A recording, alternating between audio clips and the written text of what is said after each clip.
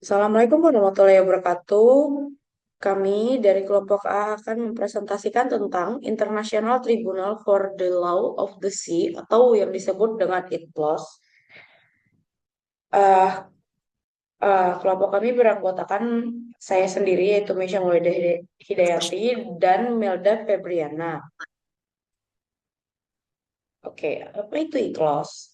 International Tribunal for the Law of the Sea atau ITLOS yang berarti Pengadilan Internasional untuk Hukum Laut adalah badan peradilan independen yang dibentuk oleh Konvensi Perserikatan Bangsa-Bangsa tentang Hukum Laut (UNCLOS) yang ditandatangani di Montego Bay, Jamaika pada 10 Desember 1982. Konvensi ini mulai berlaku pada 16 November 1994.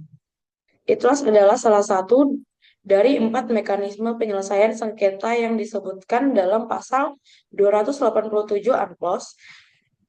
Pendirian ITLOS bertujuan untuk menyelesaikan sengketa yang muncul dari interpretasi dan penerapan UNCLOS, menyediakan forum hukum yang netral bagi negara-negara anggota.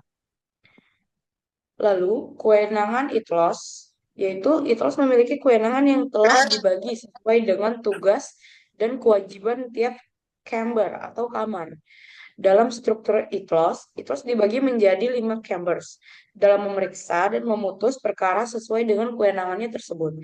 Chamber atau chambers tersebut adalah chamber untuk sengketa dasar laut, chamber untuk prosedur semir, chamber untuk sengketa perikanan, chamber untuk sengketa delimitasi maritim, chamber untuk sengketa lingkungan laut, dan chamber untuk sengketa yang diatur dalam pasal 15 paragraf 2 dalam Statuta ITLOS. Lalu ada yuridiksi. Yuridiksi ITLOS antara lain adalah sengketa antar negara. ITLOS menangani sengketa antar negara yang terkait dengan interpretasi atau penerapan UNCLOS. Permohonan konsultasi, yaitu tribunal juga dapat memberikan opini konsultatif atas permintaan organisasi internasional terkait masalah hukum laut.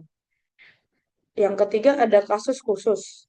ITLOS memiliki yuridiksi untuk menangani kasus-kasus tertentu yang melibatkan kebebasan navigasi, penangkapan ilegal, dan kebebasan penelitian ilmiah.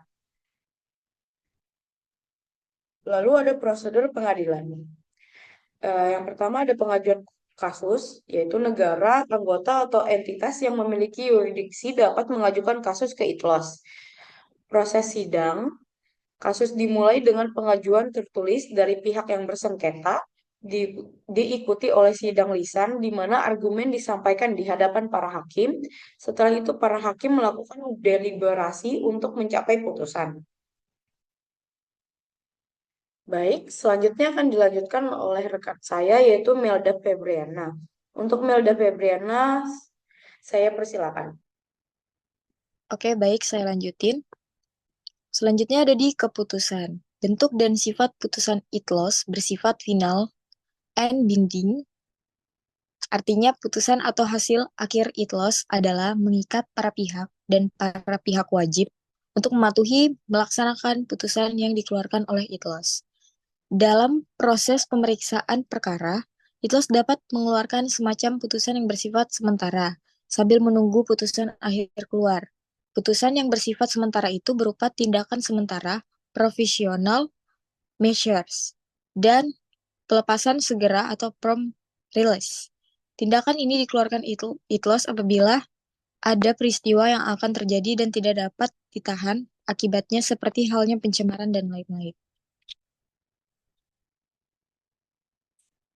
Selanjutnya ada beberapa jenis kasus. Di sini contohnya ada sengketa maritim. Kasus ini biasanya melibatkan isu batas maritim, yuridiksi perairan, dan pelanggaran hak lintas oleh negara lain. Adapun konservasi dan pengelolaan sumber daya laut. Kasus ini dapat mencakup sengketa mengenai penangkapan ikan ilegal atau kerusakan lingkungan laut.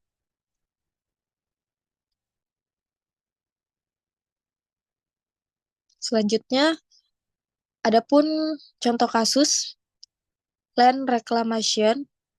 Malaysia versus Singapura.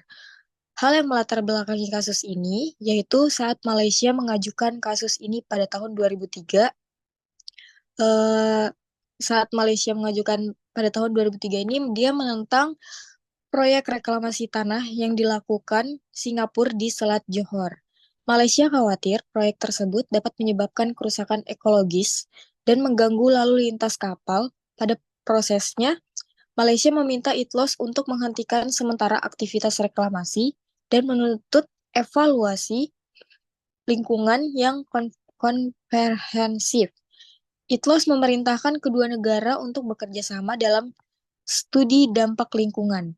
Panel ahli independen dibentuk untuk memantau dan memberikan rekomendasi. Dampak kasus ini, ia mendorong kerjasama lebih lanjut antara kedua negara pengelolaan lingkungan laut.